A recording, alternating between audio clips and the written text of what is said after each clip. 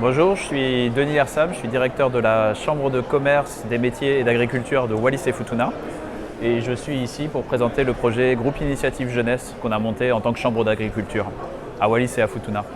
Donc c'est un projet qui a été monté en 2018 en partant d'un constat simple qui était qu'on a du mal à convaincre des jeunes d'aller vers l'agriculture. Alors qu'on a des gros besoins en maraîchage, une demande qui augmente de plus en plus et des importations qui sont énormes par rapport à la couverture des besoins, on a du mal à attirer les jeunes. Donc ce qu'on a décidé de faire, c'est de travailler avec les chefs de village. On a une société coutumière qui est très organisée par village, par clan, par district. Donc on a travaillé avec les chefs de village pour qu'ils nous mettent à disposition un terrain dans chaque village. Ils désignent un groupe de jeunes qui sont des jeunes sans emploi. Et nous, on va travailler avec ces jeunes pendant 6 mois à 1 an à peu près, pour leur apprendre les techniques de maraîchage, leur apprendre comment tenir un cahier de vente, comment valoriser ma production, comment commencer à faire de la petite transformation, ce type de choses. Donc, c'est-à-dire les amener du champ jusqu'au marché. Et jusqu'au moment où ils réalisent que c'est une activité qui est rentable et ils peuvent se projeter dans ce métier et là on les accompagne. Donc on les accompagne grâce à on s'est battu pour avoir une DJA locale qui n'est pas encore parfaite mais qui a au moins le mérite d'exister. Et une fois que les jeunes veulent se lancer, ils sortent du terrain collectif. Tout le monde a des terrains à Wallis, le foncier n'est pas un problème. Enfin, on peut pas en acheter, mais chaque famille a des terrains et trouver 500 mètres carrés ou 1000 mètres carrés, c'est pas très compliqué. Et là, on les accompagne pour définir leur projet, faire leur plan de parcelle, leur dossier de demande de financement et voilà. Cette initiative, elle est bâtie un peu sur le principe des écoles de la deuxième chance. C'est-à-dire que c'est des personnes qui sont sans emploi, qui ont quitté l'école à 14 ans, 15 ans, 16 ans et qui se retrouvent ils font rien.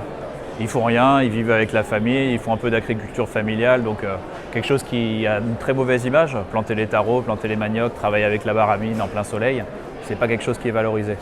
Donc on est parti sur ce modèle-là, on a travaillé avec 115 jeunes et sur les 115, on en a 16 qui, in fine, ont pris une patente pour devenir agriculteurs. Donc on a un taux de transformation, si on peut dire, qui est à peu près un peu inférieur à 20%, ce qui est un bon taux pour une école de la deuxième chance. Et ce qu'on aimerait, c'est pouvoir pérenniser le dispositif. Là, on va se lancer dans une deuxième phase pour pouvoir continuer sur cette voie-là et même, comme on est une chambre interprofessionnelle, aller dans d'autres domaines.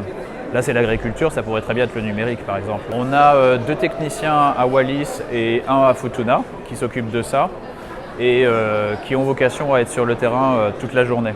Donc on a des cycles de formation qui sont plus cadrés, qui sont organisés 1 fois par mois, des cycles de vente aussi avec des marchés qui se tiennent, on va dire, 2 à 3 fois par mois. Mais les agents, les techniciens vont consacrer peut-être 15 heures par semaine à accompagner ces groupes. Mais avec la problématique que dans le début du projet, on était sur un terrain par village, on a eu 17 terrains différents, donc ça veut dire qu'il y a 17 terrains où il faut intervenir, avec les temps de transport, la préparation, les choses comme ça. Là, on va partir sur une logique de district, on va essayer d'avoir 3 terrains à Wallis, nord, centre, sud, et d'amener des jeunes de différents villages à travailler ensemble sur ces terrains. Et on passe de terrains de 1000 m² à peu près, 500 à 1000 m². Moi, j'aimerais bien qu'on ait un quart d'hectare à peu près, pour avoir un truc un peu plus grand et qui puisse déjà avoir une production significative. C'est du maraîchage, donc salade, tomates, concombres, aubergines, fines herbes et tout ça, mais toujours associé avec des cultures traditionnelles parce que les gens en ont besoin. On reste sur des choses qui sont pratiques, mais en ouvrant la possibilité après d'avoir des formations complémentaires. Et grâce à la coopération régionale en particulier, on a des possibilités de faire venir des gens de Nouvelle-Calédonie, de Polynésie, ou même d'ailleurs pour pouvoir les accompagner. Et là, par exemple, le programme Protège, ça a un vrai rôle de booster, de dynamisation des choses.